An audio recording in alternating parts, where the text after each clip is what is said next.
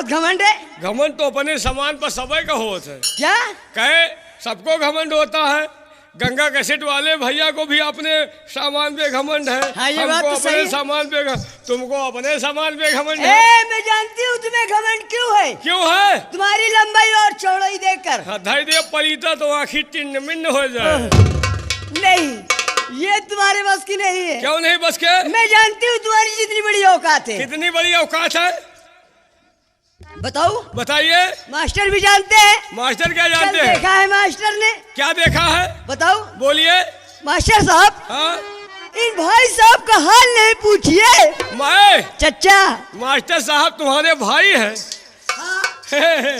ये मास्टर कमलेश जो पेटी बजा रहे हैं तुम्हारे भाई हैं। हमारे भाई है। तुम्हारे भाई यही मैं हमारा उनकी समझ बहन लियो। हूँ। तुम उनकी बहन हो। हाँ। और समझ लियो मास्टर हम तुम्हारे कौन है। अगर तुम इनके भाई बने तो फिर हम तुम्हारे समझ लियो। क्या कह रहे हैं?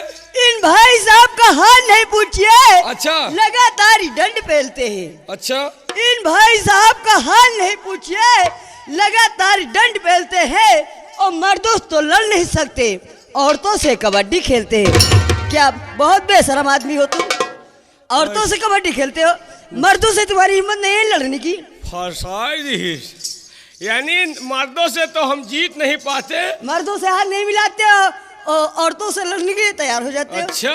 तुम्हारी शरीर बेकार है और तुम्हारी फूली फाली ने भाव भरे सब फूली है। लेकिन एक चीज जान लीजिए मास्टर, हमको मारो समझो अपने भाई को मारा। मेरे दोस्तों गंगा कैसेट वाले भाई, एक मुछ वाले ने मुछ वाले को मारा समझो अपने भाई को मारा। हाँ, ये बात तो सही है। मुछ वाले ने मुछ वाले को मारा समझो अपने भाई को मारा। और मेरे दोस्तों सब लोग मिलकर इसकी मारो समझो अपनी लुगाई की मारा। ए जी। हाँ। मुर्गी की तरह यूं ना कुड़कुड़ाइए। अच्छा। मुर्गी की तरह यूं ना कुड़कुड़ाइए और अंडे ही देना है ना। हाँ? तो दरबे में जाइए। यहाँ क्या रखा है? अंडा बहुत खास है। तो लेकिन एक चीज जान लीजिए। हाँ। अंडा ही ना मिली। फिर कहाँ मिलेगा? ये गंगा कैसेट दिल्ली है। हाँ। अंडे का शौक है तो ऊंचा हार के फार्म में जाइए। अच्छा? अंडे का शौक है तो ऊंचा हार के फार्म में जाइए और पहले किसी मुर्गे से दस्तखत करवाइए। जी। हाँ। ये महफिल है, देख रहे हो? हाँ देख रहे कितने हैं। लोग बैठे हुए हैं। देख रहे हैं। ये महफिल है, कोई अखाड़ा नहीं। हाँ? ये महफिल है, कोई अखाड़ा नहीं और किसी में किसी को कोई पछाड़ा नहीं। हाँ। और बांधे जाते हैं तुम जैसे गधा, अभी उस खूंटे को गाड़ा नहीं। समझ लीजिए। ये साली हमका गधा बनाए गए। हाँ? हम मनई न हो गए, इन गधा हो गए। गधा की तो इज्जत है लेकिन तुम गधा से बदतर हो। गधा से भी बदतर। हाँ। सवेरे हमका ये गांव के धोबी उठा के आधी लाद के ले जे कपड़ा धोए हम सीपो सीपो करब। लेकिन एक चीज जान लीजिए। हाँ बोलो। आपने गधा देखा है? हाँ देखा है। कब देखा है? कल देखा है। तो आपको मालूम भी होगा। हाँ बिल्कुल मालूम है। ये बताओ गधा के कै पैर हो थी? 4। कहाँ कहाँ? 2 आगे 2 पाछे। सरासर झूठ बोल रही हो। क्यों? गधा के 4 नहीं बल्कि 4.5 पैर होते हैं। 4.5 पैर। 2 आगे 2 पीछे, एक बीचे में स्टोपनी होती है। लेकिन एक चीज जान लिए। क्या? गधा बांधा नहीं जाता, फिर? गधा छांदा जाता है। अच्छा। छान दिन जाते उलरा कर जाते। और बांधा कौन जाता है मैं बताऊंगा। कौन जाता है? अली के अखाड़े का मैं हूँ खिलाड़ी। अली के अखाड़े का मैं हूँ खिलाड़ी, लगा दूंगा तेरे अगाड़ी पछाड़ी।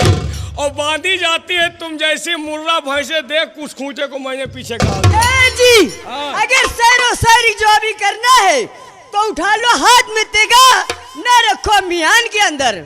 उठा लो हाथ में तेगा, न रखो मियान के अंदर। और सेखागिरी सिखाऊंगी तुम्हें मैदान के अंदर।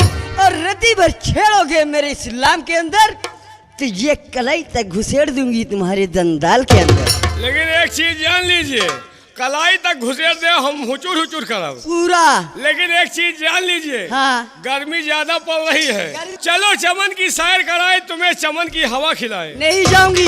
चलिए चमन की सैर कराए, तुम्हें चमन की हवा खिलाए। अब आओ जाने मन इसी जगह चड्ढी पहन के फूल खिलाए। ए जी। हाँ। नरम नाजुक है। हाँ? नरम नाजुक है घास घुसल की जिसमें तोते नहीं उतर सकते। अच्छा। अगर एक उखाड़ कर दे दूंगी ना, हाँ। तो समझ लीजिए जी क्या होगा? जिंदगी भर सीधी नहीं कर सकते। ये लड़की न हो गए, पिपरमिंट के जड़ हो गए। दे दूं उखाड़ कर? उखाड़ो। अच्छा तुम उखाड़ ही लियो। उखाड़ के दे रहे, हम जिंदगी भर सौ नहीं कर पाएंगे। सीधी नहीं कर सकते। बहुत इतना बड़ा तुमको घमंड है। बहुत बड़ा घमंड है। लेकिन एक चीज जान लीजिए, क्या? तुमको घमंड अपने इस गुल्लू गुलाब पर। हाँ। बहुत बड़ा घमंड कर रही हो। और क्या? तुमको घमंड है अपने इस गुल्लू गुलाब पर, तो हमको भी घमंड है अपने इस कल्लू नवाब पर। लेकिन ये जी, हाँ। इस महफिल से पूछिए, हाँ। हमारे चचा से भी पूछ लीजिए। क्या पूछे? इस महफिल से पूछिए, मेरे गाल जैसे चने के दाल है। अच्छा। मेरे गाल जैसे चने के दाल है, और सच कहती हूँ, हाँ। जैसे तुम्हारे मोछे बाल वैसे हमारे, समझ लो। एकदम नीचे गिरा डिश। अरे भाई हो, हमार जैसे मोछा बाल वैसे तुहरे हुआ क्या? ओ माय गॉड यार, ये तो दिमाग खराब कर दिया। हे, कभी हमसे और कभी गैरों से सीना आई है। हाँ। कभी हमसे कभी गैरों से सीना आई है, और ये सब लोग जानते हैं कि तू पक्की हार जाई है। हे जी। हाँ जी। एक बात बताऊं? बोलिए। कसम से कहना है? आज तुम्हारा मुझ बहुत जम रहा है मुझे। मोछा जमता है? हाँ। कहना क्या है? लेकिन तुम्हारे मुझ की तारीफ कर दूं? कर दो। समय बहुत कम इसलिए। क्या कहना है? अरे लाखों में एक सूरतिया। लाखों में एक सूरतिया? क्यों नहीं? किसकी? अरे लाखों में एक सूरतिया। जियो जियो गंगा माली। में अभी मैं हूँ उठान पे, लाखों में एक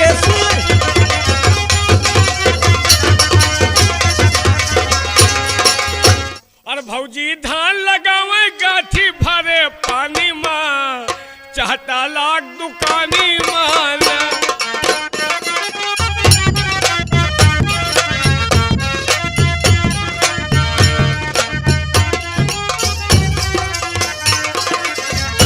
भौजी धान लगावे,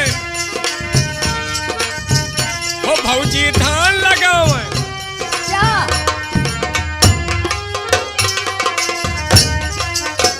ओ भौजी धान लगावे गाठी भारे पानी माँ, चाहता लाख दुकानी माँ।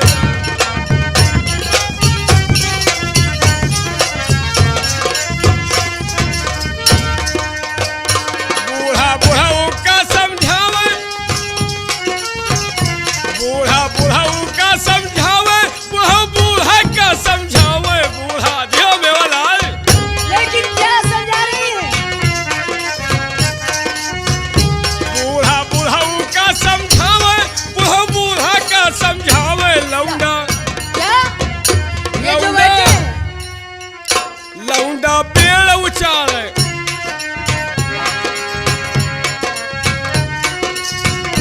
लौंडा पेड़ उचारे, कैसी भरी जवानी माँ, चाहता लाख दुकानी माँ।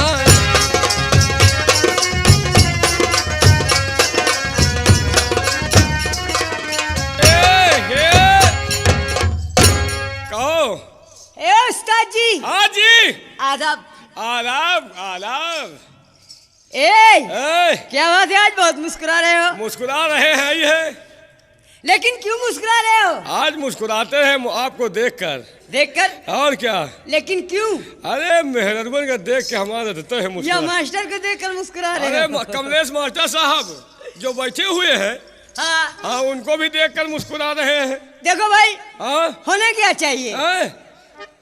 होना झटकेदार मारिए। हे राजा जी। राजा ना कहो। क्यों? राजा का कंटेपरा का। फिर क्या कहूँ आपको? हमका वही वह कहो। क्या? हमका कहो। क्या? हे उस्ताद जी। हाँ क्या कहूँ? हमका कहो। हे हो मोरे भैया। क्या बात है? भैया ना कहा करो। क्यों? भैया कहे टावर चला जाता है। क्या टावर चला जाता है? हाँ। लेकिन है जी, हाँ जी, होना क्या चाहिए? कोई बढ़िया झटका मारो। झटका? हाँ।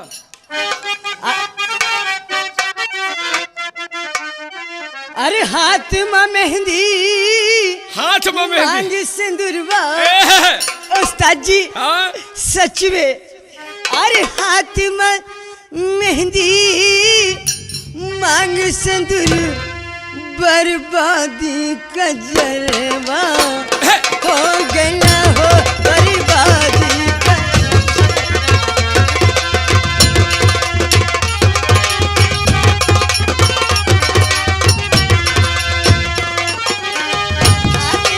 मेहंदी मांग सिंदूर, बर्बादी का जलवा हो गया हो, बर्बादी। हाथ में मेहंदी मांग सिंदूर, बर्बादी का जलवा हो गया। हाथ में मेहंदी मांग सिंदूर, बर्बादी का जलवा हो गया। बारे पलम बिना उस्ताद जी। हाँ जी। सच में क्या हुआ? ना मालूम क्या हो गया। क्या हुआ? जब तक मैं अपने पति को देखती नहीं हूँ, हाँ। तब तक मुझे चैन और नींद नहीं आती। तुम अपने पति को देखते, तुम्हारे पति जानते हो कहाँ है? कहाँ है? विनोद ड्राइवर साहब नरसवा में ट्रैक्टर चला रहे हैं।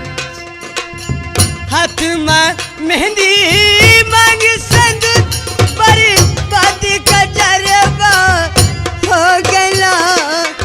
बारे बलम बिना नींद न आवे, बारे बलम बिना नींद न आवे, करवट ना सुबेरे बा। ये रानी।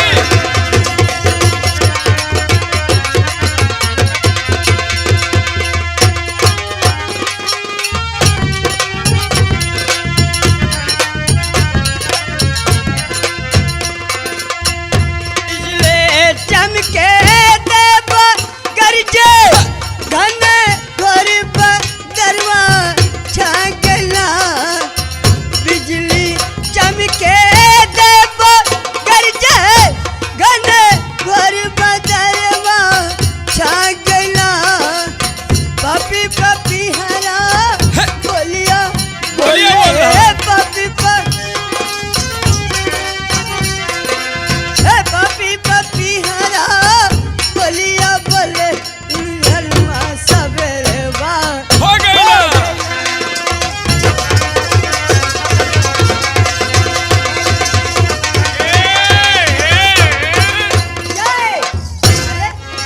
हाँ मेरे दोस्तों, आप लोग ये जो शानदार प्रोग्राम देख रहे हैं, गंगा कैसे दिल्ली के माध्यम से देख रहे हैं।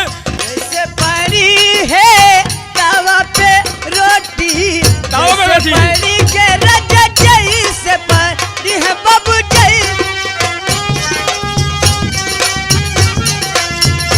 जैसे पड़ी है तावा पे रोटी, रोटी।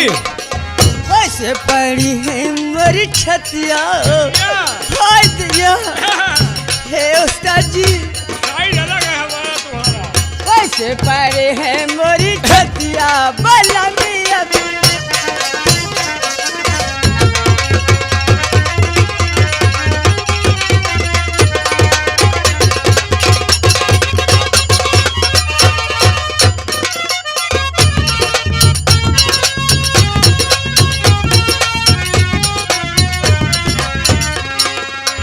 जैसे खड़ा के गाड़ी का सिंगल, गाड़ी का जैसे सिंगल। खड़ा के बाबू जैसे। गाड़ी का सिंगल खड़ा है और हमारा भी सिंगल खड़ा होने वाला है। जैसे खड़ा के गाड़ी का सिंगल, वैसे खड़ी है मोरी छतिया। ए, जियो रानी। आई तो ये मर गई राजा। हे, वैसे खड़े है मोरी छतिया